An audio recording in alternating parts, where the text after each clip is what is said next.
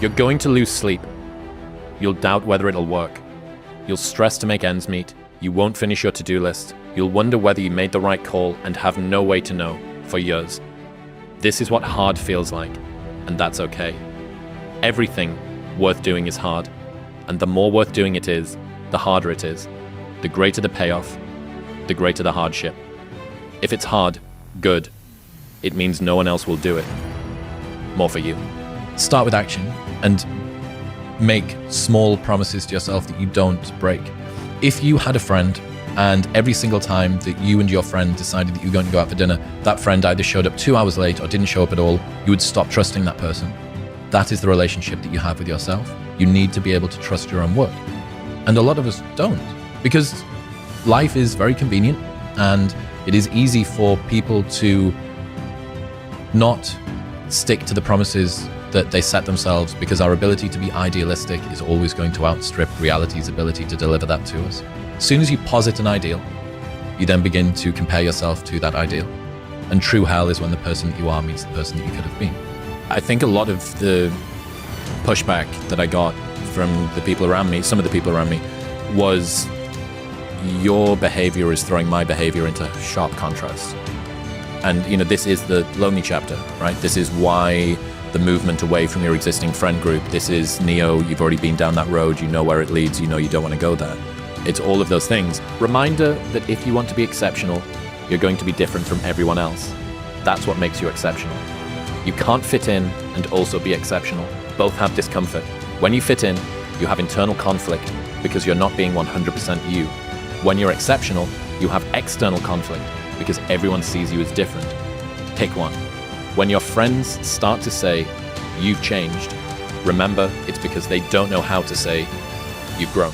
But because, at least for me, I always have such inherent uncertainty of my own opinions and such a sense that everybody else is balanced and actually knows what they're doing, that I give undue weight to the criticisms of others. Oh, maybe they are right. Maybe it is stupid for me to stop drinking. Maybe this does make me boring.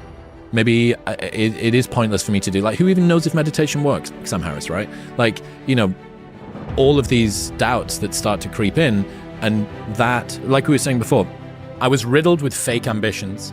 My ambitions were fake. They weren't ambition, they were insecurity. Most of our lives are dragged by insecurity and shame. They're not driven by ambition. And it's a tragic truth that most of us are going to have. Our ambitions and our narratives fail us before we realize that they're illusions and mirages and they're false.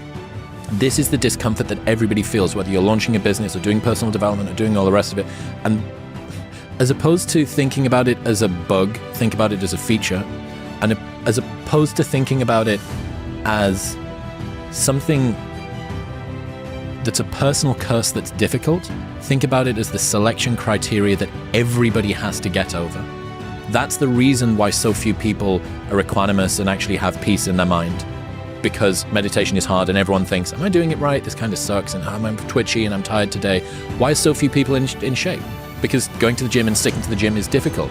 Maybe it's a tiny bit easier for some people that like it than others, but for most people, most of the time, it's really, really hard. Thinking about the challenges that you need to face is just a selection criteria. The cost of doing business, right? This is just the cost of doing business, and I need to pay it. If they don't have what you want, don't listen to what they say. There's no greater waste of time than justifying your actions to people who have a life you don't want. You need to do something that is worthy of being prideful about, right? What would have had to have happened in a week for you to look back on that week with pride? Okay, maybe stop breaking promises to yourself. When you say, I'm going to wake up tomorrow at 7 a.m., and when the option comes to hit the snooze button, don't do it. There's one win that you've got for the day. That's action, right?